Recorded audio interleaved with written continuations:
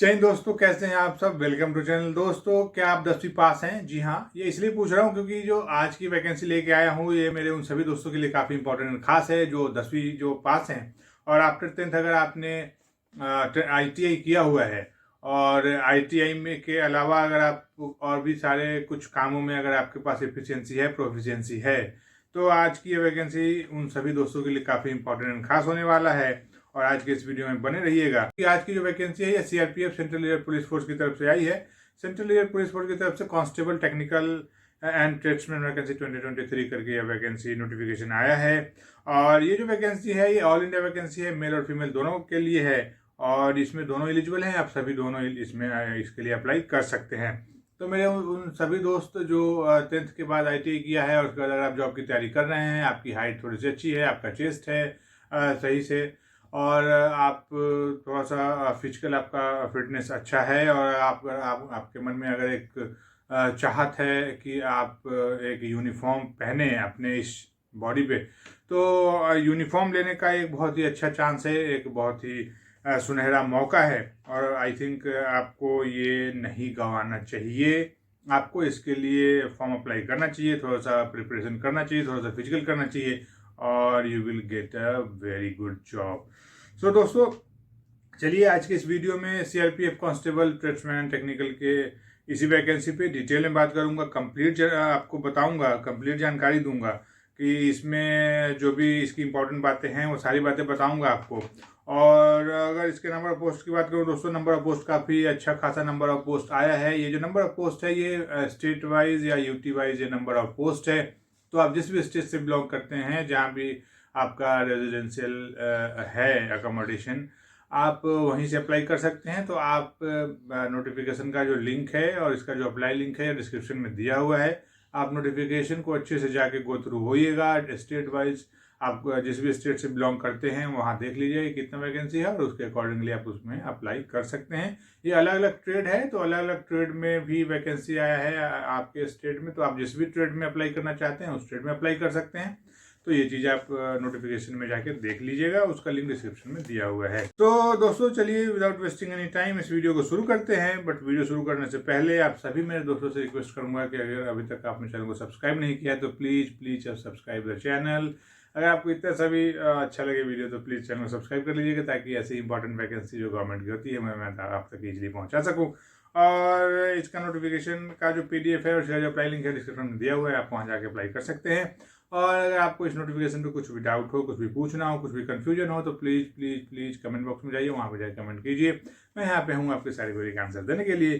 तो चलिए दोस्तों, without wasting any time let's get start the video. अगर दोस्तों सबसे पहले इसके इम्पोर्टेंट डेट की अगर बात कर लेता हूं तो उसकी बात करूं तो जो इसकी एप्लीकेशन की स्टार्ट डेट है ये 27 मार्च 2023 से ये शुरू होगा। जी हाँ, 27 मार्च 2023 से आप इसके लिए ऑनलाइन अप्लाई कर सकते हैं। और इसका जो लास्ट डेट होगा ये 25 अप्रैल 2023 होगा। 25 अप्रैल 2023 तक आप इसके लिए लास्ट अप्लाई कर सकते हैं। तो ये चीज़ आप नोट कर लीजिएगा।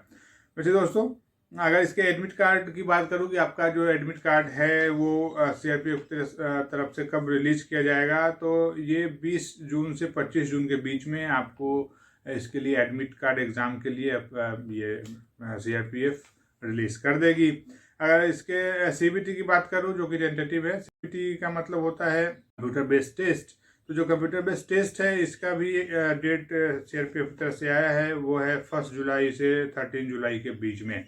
1 जुलाई से 13 जुलाई के बीच में आपका CBT जो एग्ज़ाम होगा वो भी ले लिया जाएगा CRPF की तरफ से, पर ये टेंटेटिव है तो ये अभी फिक्स नहीं है। जो भी होगा ये आपके एडमिट कार्ड में CRPF की तरफ से दे दिया जाएगा।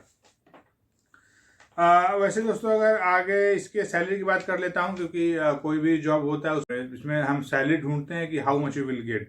तो इसमें सैलरी आपको काफ़ी अच्छी खासी सैलरी मिलेगी। ये जो लेवल है ये एज पर 7 CPC लेवल 3 में आता है, कांस्टेबल टेक्निकल एंड ट्रीटमेंट का ये पोस्ट। और लेवल 3 का जो पे स्केल है वो 21,700 to 69,100 के बीच में आता है। इसके अलावा बहुत सारे अदर अलाउंसेस भी आपको मिलते हैं गवर्नमेंट की तरफ से जो भी अलाउड है। तो अगर आप सैलरी वाइज देखें तो सैलरी आपको काफ़ी अच्छी खासी सैलरी मिलेगी। वैसे दोस्तों आगे अगर इसके नंबर ऑफ पोस्ट की बात कर लेता हूं तो जैसा कि मैंने आपको बताया कि नंबर ऑफ पोस्ट काफ़ी अच्छा खासा है। ये टोटल नंबर ऑफ पोस्ट है वो 9212 पोस्टों के लिए वैकेंसी आई है, जिसमें 9105 पोस्टें हैं ये मेल कैटेगरी के कैंडिडेट के लिए हैं, एंड 107 जो पोस्ट है वो फीमेल कैटेगरी के कैंडिडेट के लिए है।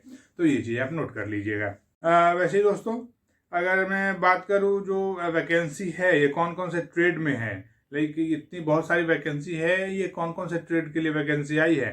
तो इसमें कांस्टेबल ड्राइवर है, कांस्टेबल मोटर मैकेनिक व्हीकल हैं, कांस्टेबल कॉबलर हैं, constable carpenter, tailor, brass band, pipe band, bugler, gardener, painter, cook, water carrier, washerman, वैसे ही बार्बर हैं, सफाई कर्मचारी हैं, एंड मैशन है, प्लम्बर है, इलेक्ट्रीशियन है।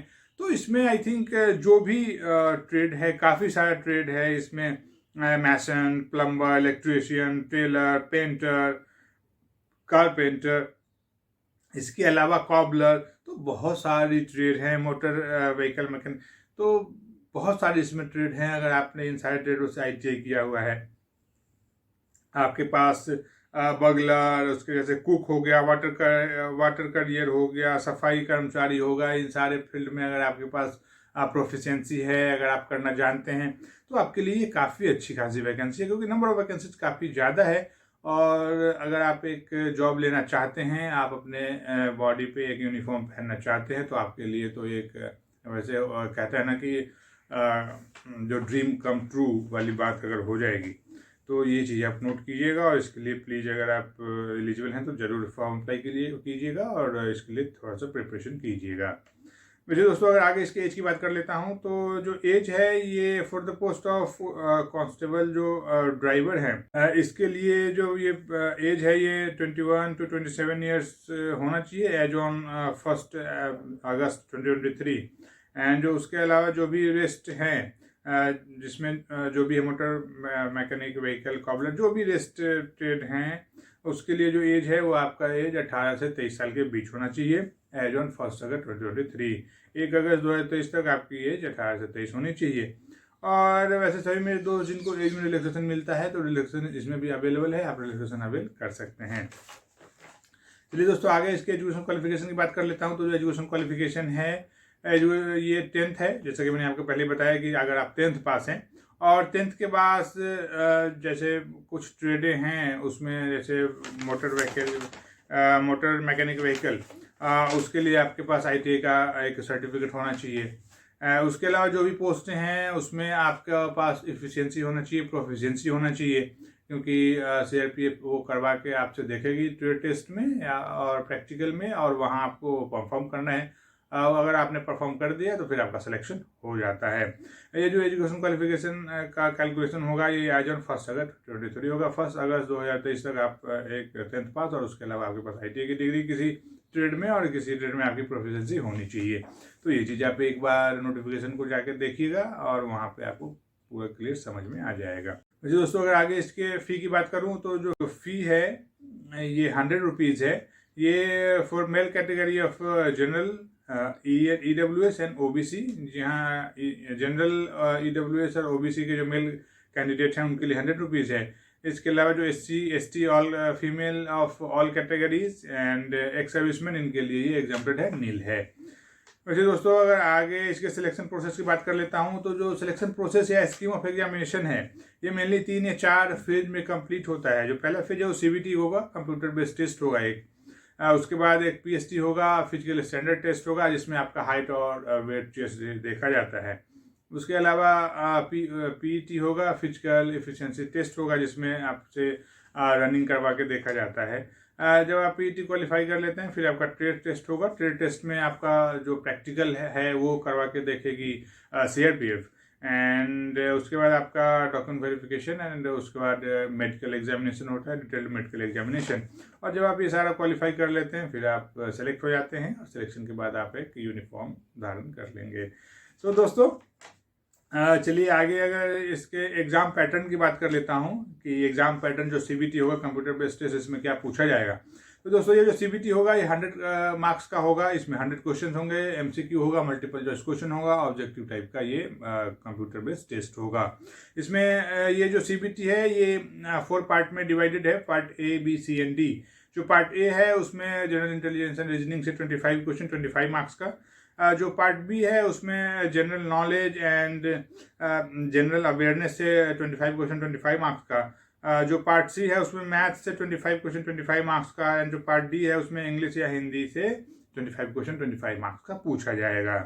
ये जो टोटल जो एग्ज़ाम होगा ये 100 का होगा, मैंने आपको बताया। एंड इसका जो टाइम होगा ये 2 आवर का होगा, 2 घंटे में आपको ये सारा पेपर सॉल्व करना है। इसमें एक चीज़ नोट कीजिएगा कि इसमें नेगेटिव मार्किंग है, तो नेगेटिव मार्किंग से बचना है आपको, और नेगेटिव मार्किंग वाले एग्जाम में थोड़ा सा अटैम्प्ट लेना से आपको बचना चाहिए, बिकॉज बहुत ज़्यादा अटैम्प्ट लेना, बहुत ज़्यादा नेगेटिव हो जाना भी आपके सिलेक्शन नहीं होने का एक रीजन होता है। तो ये चीज़ आप नोट कर लीजिएगा। वैसे दोस्तों अगर आगे इसके पीएचडी की बात करूं, जब आप सीबीटी क्वालिफाई कर लेते हैं फिर आपका एक पीएचडी होगा, फिजिकल स्टैंडर्ड टेस्ट। इसमें जो हाइट है, जो मेल कैंडिडेट हैं उनकी जो मिनिमम हाइट है वो 170 सेंटीमीटर की होनी चाहिए, एंड जो फीमेल कैंडिडेट हैं उनकी जो मिनिमम हाइट है वो 157 सेंटीमीटर की आपकी हाइट होनी चाहिए। जो मेल कैंडिडेट हैं उनका जो चेस्ट है वो 80 सेंटीमीटर, एंड आफ्टर एक्सपेंशन आपका जो चेस्ट है वो 85 सेंटीमीटर का होना चाहिए। ये जो हाइट और चेस्ट है इसमें मैं से सभी मेरे दोस्त जो रिलैक्सेशन जिनको मिलता है, तो रिलैक्सेशन इसमें भी अवेलेबल है, आप रिलैक्सेशन अवेल कर सकते हैं। वैसे दोस्तों अगर आप पीएचडी क्वालिफाई कर लेते हैं फिर आपका पीईटी होगा, फिजिकल एफिशिएंसी टेस्ट। इसमें अगर मैं बात करूं तो ये अलग अलग पोस्टों के लिए अलग अलग इसका वो रन करना है। जैसे 5 किलोमीटर रन करना है किसी पोस्ट में, इसके लिए आपको 24 मिनट का टाइम मिलेगा for male candidate. And 1.6 kilometre का भी रन करना है 10 मिनट में, ये भी कुछ पोस्टों के लिए है, तो आप एक बार नोटिफिकेशन को देखिएगा। वैसे अगर फीमेल कैंडिडेट की बात करूं तो इनको 1.6 किलोमीटर का रन करना है 8.3 मिनट में, एंड 1.6 किलोमीटर का रन करना है 12 मिनट में। ये अलग अलग पोस्टों के लिए अलग अलग रन करना है या रेस करना है। तो एक बार आप नोटिफिकेशन को देखिएगा, क्योंकि अगर मैं सारा डिटेल बताऊं तो वीडियो काफ़ी लंबा होता है, और लंबा जो वीडियो हो जाता है वो देखना अवॉइड करते हैं। सो एक बार आप नोटिफिकेशन को देख लीजिएगा। मैं आपको ये एक वो मोटा मोटा बता रहा हूँ, आप नोटिफिकेशन को अच्छे से देखिएगा, फिर आपको क्लियर समझ में आ जाएगा। और वैसे भी जब आप कोई भी फॉर्म फिल करते हैं तो आपको नोटिफिकेशन को अच्छे से गो थ्रू होना चाहिए आपको इटसेल्फ, फिर जाके आपको उसके लिए अप्लाई करना चाहिए। आई थिंक ऐसा मेरा ओपिनियन है। वैसे दोस्तों जब आप पीईटी भी क्वालिफाई कर लेते हैं फिर आपको ट्रेड टेस्ट के लिए कॉल किया जाएगा। एंड जो ट्रेड टेस्ट होगा ये 50 मार्क्स का होगा, ये क्वालिफाइंग इन नेचर होगा, जस्ट आपको क्वालिफाई करना है। और इसको क्वालिफाई करने के लिए आपको मिनिमम 20 मार्क्स लाने हैं, 20 मार्क्स आउट ऑफ 50। तो ये भी चीज़ आप नोट कर लीजिएगा। इसमें जैसे ड्राइवर है तो आपके पास लाइसेंस होना चाहिए हैवी मोटर व्हीकल का, लाइट मोटर व्हीकल का। इसके अलावा जब आपको ट्रेड टेस्ट के लिए कॉल किया जाएगा तो आपको ड्राइविंग वहाँ पे आप करना है और उसको क्वालिफाई करना है। वैसे ही जो कुक है उनको खाना बनाना होगा, जो मेशन है उनको मेशन का काम करके दिखाना होगा। तो ये सारा चीज़ वहाँ पे आपको ट्रेड टेस्ट में लिया जाएगा। और जब आप ट्रेड टेस्ट क्वालिफाई कर लेते हैं फिर आपका मेडिकल होता है, और मेडिकल क्वालिफाई करने के बाद आपका सिलेक्शन होता है। आपका सिलेक्शन होगा, एक मेरिट लिस्ट बनेगा, और जो मेरिट लिस्ट बनेगा ये purely on the basis of marks of written examination, because all other examinations are just for qualifying. तो ये चीज़ आप नोट कर लीजिएगा। आपका जो रिटन है वो अच्छा जाना चाहिए, जो दूसरा एग्जाम है वो जस्ट क्वालिफाइंग है, तो आपका रिटर्न काफ़ी अच्छा जाना चाहिए। और रिटर्न के लिए आपको थोड़ा सा मेहनत करना है। रिटर्न भी काफ़ी रफ एंड टफ नहीं है, बिकॉज जो रिटर्न है उसमें एज यूजुअल जो क्वेश्चंस पूछे जाते हैं, जो सेक्शंस हैं वही हैं। तो आप सभी इससे अवेयर होंगे, और अगर अवेयर नहीं है तो अगर आपको किसी बुक की ज़रूरत है तो आप प्लीज़ कमेंट बॉक्स में जाइए, वहाँ पर जाके कमेंट कर सकते हैं, मैं उस बुक का नाम आपको बता दूंगा। सो दोस्तों I think CRPF constable, tradesman और टेक्निकल की जो वैकेंसी आई थी इसमें जो भी बातें थी ये सारी बातें मैंने आपको बता दी है। आई होप ये वीडियो आपको अच्छा लगा होगा। अगर वीडियो थोड़ा सा भी अच्छा लगा हो तो प्लीज चैनल को सब्सक्राइब कर लीजिएगा, वीडियो को लाइक एंड शेयर किया कीजिएगा। इस नोटिफिकेशन का पीडीएफ लिंक और इसका जो अप्लाई लिंक है डिस्क्रिप्शन में दिया हुआ है, आप वहाँ पर जाकर नोटिफिकेशन को अच्छे से पढ़िए, फिर जाके अप्लाई कीजिए। अगर आपको इस नोटिफिकेशन में कुछ भी पूछना हो, कुछ भी डाउट हो, आपको सीआरपीएफ कांस्टेबल, ट्रेड्समैन जो टेक्निकल की इस वैकेंसी के ऊपर कुछ भी बुक चाहिए, कुछ भी एडवाइस चाहिए, तो आप प्लीज़ फील फ्री महसूस कीजिए और कमेंट बॉक्स में जाके कमेंट कीजिए, मैं आपके सारी क्वेरी का आंसर दूंगा। सो दोस्तों चलिए मिलता हूँ किसी दूसरे वीडियो में किसी नई वैकेंसी के साथ। तब तक के लिए जय हिंद।